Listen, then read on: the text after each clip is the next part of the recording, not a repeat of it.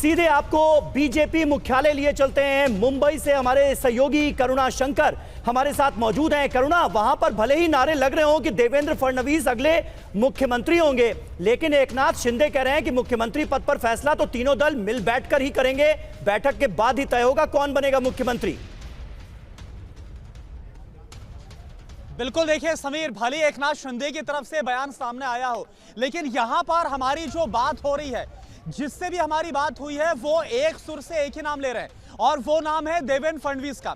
ये समझना होगा, देखिए मैं आपको कुछ तस्वीरें भी दिखाऊंगा, पोस्टर दिखाऊंगा, लेकिन ये समझना होगा कि 2014 की बात करें 122 सीटें और अभी तक का सबसे बेहतर अगर परफॉर्मेंस देखें, क्योंकि 125 सीटों के साथ जो बीजेपी इस वक्त बेहतर और बेहतर स्ट्राइक रेट के साथ है, तो जाहिर सी बात है ये आवाज उठती नजर आएगी। लेकिन अब मैं जिसका जिक्र कर रहा था, थोड़ा सा मनीष इस तरफ आइए, मैं ये तैयारियां तो आपको दिखा रहा हूं, लेकिन आप देखिए अभी अभी कुछ ही देर पहले के पोस्टर है नरीमन पॉइंट में, ये जो बीजेपी ऑफिस दफ्तर है, एक है तो सेफ है। आप देखिए समीर, ये समझना होगा कि एक है तो सेफ है, इसको लेकर महाविकास अघाड़ी के नेताओं ने कितना हमला बोला, चुनाव में जमकर इसका मुद्दा उठाया। ठीक है करुणा, वाकई जो आप दिखा रहे हैं, एक है तो सेफ है, इस नारे का कितना असर हुआ है इस थंपिंग मेजॉरिटी में, यह भी आने वाले वक्त में असेस किया जाएगा, इसका भी विश्लेषण होगा। लेकिन सीएम एकनाथ शिंदे ने बड़ी बात कह दी है। उन्होंने कह दिया कि यह तय नहीं कि जिसकी ज्यादा सीटें सीएम उसी का बने। एकनाथ शिंदे ने अभी बहुत बड़ी बात कह दी है और एक मैसेज भी दिया है, यह तय नहीं जिसकी ज्यादा सीट उसका सीएम। राजेश जी, क्या कहेंगे एकनाथ शिंदे?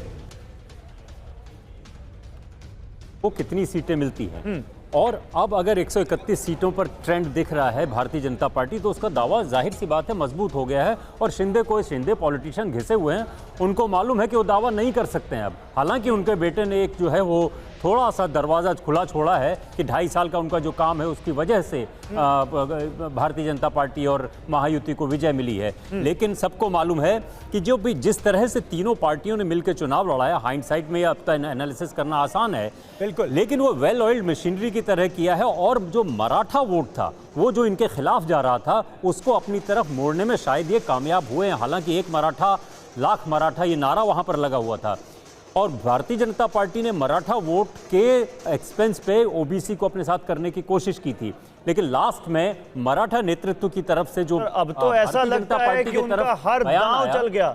अब तो उनका एक बार सर सुन लेते हैं कि एकनाथ शिंदे ने कहा क्या है। सीएम पद के सवाल पर एकनाथ शिंदे ने क्या कहा, सुनिए, ये बहुत इंपॉर्टेंट है।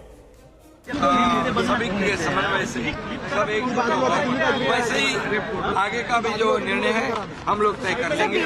बीजेपी का ये कहना ऐसा हमारे में मतभेद नहीं है। सर, बीजेपी का ये कहना है कि जिसकी ज्यादा नंबर होंगे उनका मुख्यमंत्री होगा, तो क्या इसको सपोर्ट किया जाएगा? ऐसा कोई भी हमारा तय नहीं हुआ है अभी। पहले तो अंतिम आंकड़े आने दो, उसके बाद हम तीनों पार्टी बैठेंगे। हमारे वरिष्ठ जो है प्रधानमंत्री जी है, अमित भाई है, नड्डा जी, और सब हमारे जो तीनों पार्टी के प्रमुख लोग हैं, हम बैठेंगे और उसके ऊपर जैसे हम चुनाव लड़े साथ में एकजुट होकर, वैसे ही उसके ऊपर भी फैसला है। विजय शर्मा हमारे साथ मौजूद हैं भारतीय जनता पार्टी से। विजय जी, एकनाथ शिंदे इस बम्पर विक्ट्री के बाद ये कह रहे हैं सीएम पद के सवाल पर कि जिसकी ज्यादा सीटें आएंगी उसी का मुख्यमंत्री होगा। ये अभी तय नहीं है, तीनों दल मिलकर ही तय करेंगे। ये तो बड़ा बयान दे दिया।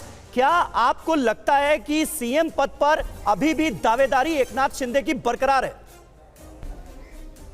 देखिए, जहां तक सीएम पद का सवाल है, वो हमारा पार्लियामेंट्री बोर्ड और राज्य इकाई मिलकर काम करेंगे, तय करेंगे किसको मुख्यमंत्री बनाना है।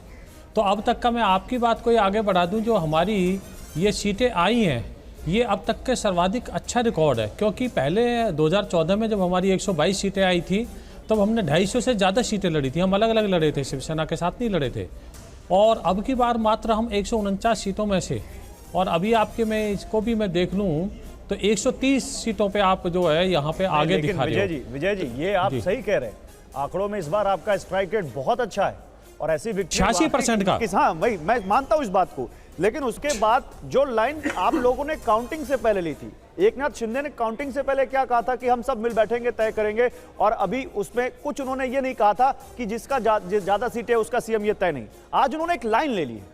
आज उन्होंने ये लाइन लेते हुए कह दिया है कि, और ये साफ कहते हुए कि जरूरी नहीं कि बीजेपी का सीएम हो, तो कुछ ना कुछ तो मैसेजिंग है उसमें। देखिए, आपने देखा होगा कि हमारी 100 से ज़्यादा सीटें थी, 105 सीटें थी, और एक नाथ शिंदे जी की सीटें कितनी थी, फिर भी हमने उनको चीफ मिनिस्टर बनाया। तो हमारे महायुति में जो है चीफ मिनिस्टर को पद को लेकर कोई झगड़ा किसी तरह का ना था, ना है, ना रहेगा। फिर यही सवाल हो गया ना कि फिर दूसरी बार भी त्याग करेंगे क्या? क्योंकि ऐसा लग रहा है एकनाथ शिंदे को सुनकर देखिए, इस बार भी वो उम्मीद लगाए बैठे हैं। देखिए, आप मुझे बताइए कि ये चीजें तो टीवी पे बैठ के डिसाइड नहीं हो सकती।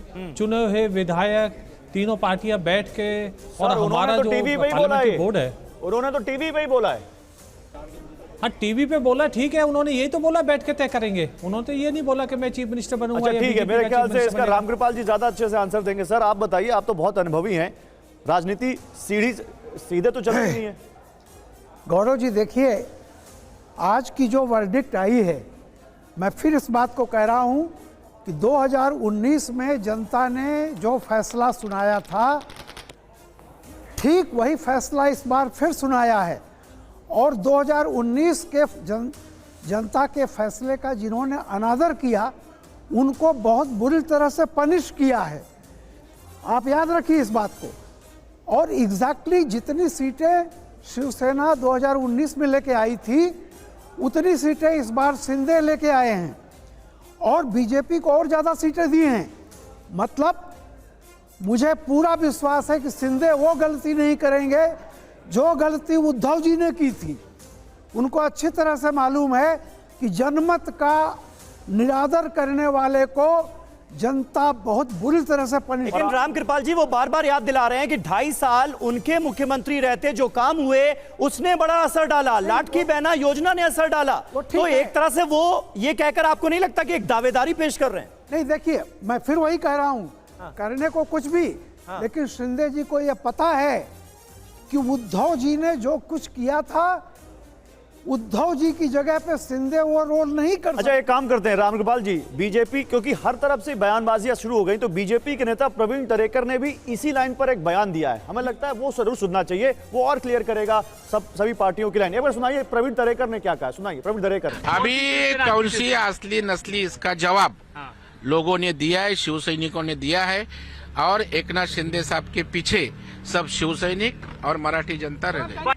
मैं बताना चाहता हूं कि महायुति का ही सीएम बनेगा, और बट ऑब्वियस जिस पार्टी बड़ी है उस पार्टी को ज्यादा चांस रहता है, और भारतीय जनता पार्टी आज 125 के आसपास जाने की शंका अपना चांसेस है, और मुझे लगता है भाजपा का सीएम बनेगा तो हमारे देवेंद्र फडणवीस साहब ही इस महाराष्ट्र के मुख्यमंत्री बनेंगे। ठीक है, अब बताइए विजय जी क्या कह रहे हैं प्रवीण दरेकर, आप ही की पार्टी के नेता है ना? तो मैं भी यही बोल रहा था कि पार्टी का पार्लियामेंट्री बोर्ड और राज्य इकाई मिलकर चीफ मिनिस्टर तय करेंगे। नहीं, आप ये बोला है ये वो नहीं कह रहे हैं, ये वो नहीं कह रहे हैं। वो कह रहे हैं कि बड़ी पार्टी का सीएम होगा, देवेंद्र फडणवीस सीएम होंगे। वो ये नहीं कह रहे हैं कि पार्लियामेंट्री बोर्ड तय करेगा। जो पार्लियामेंट, देखिए हमारे भारतीय जनता पार्टी में, क्या आप उनसे दोबारा क्वेश्चन पूछिए, भारतीय जनता पार्टी में तो यही होता है, राज्य इकाई और पार्लियामेंट्री बोर्ड बैठ के तय करता है। बृजमोहन जी आप भी कुछ कहेंगे, या फिर बीजेपी और शिवसेना शिंदे गुटी मुख्यमंत्री पद को लेकर सब कुछ कहता रहेगा? या बृजमोहन आप मुस्कुरा रहे हैं बृजमोहन जी, कुछ कहने की स्थिति में है इस जीत के बाद?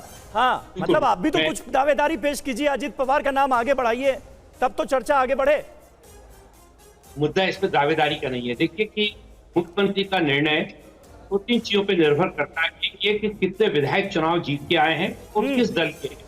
दूसरा ये कि प्रदेश की राजनीति में इस समय क्या चीज जरूरी है, कौन आदमी बेहतर मुख्यमंत्री के रूप में काम कर पाए। तो कौन हो सकता है आपके हिसाब से बेहतर, या आप भी कहेंगे कि जिसकी सबसे ज्यादा सीटें उसका मुख्यमंत्री होना चाहिए? नहीं, मैंने आपसे दोनों चीज, मापदंड दोनों हैं। इसमें बैठ के पार्टी के जो वरिष्ठ नेता हैं, पार्लियामेंट की बोर्ड है, वो बैठकर तय करते हैं इस मुद्दे पे, और इसके हर विभिन्न पहलुओं का विश्लेषण किया जाता है। उसके बाद प्रदेश का मुख्यमंत्री का नाम तय होता है। इसमें संख्या बल महत्वपूर्ण होती है, लेकिन इसके साथ साथ राजनीतिक परिस्थितियों का भी मूल्यांकन होता है।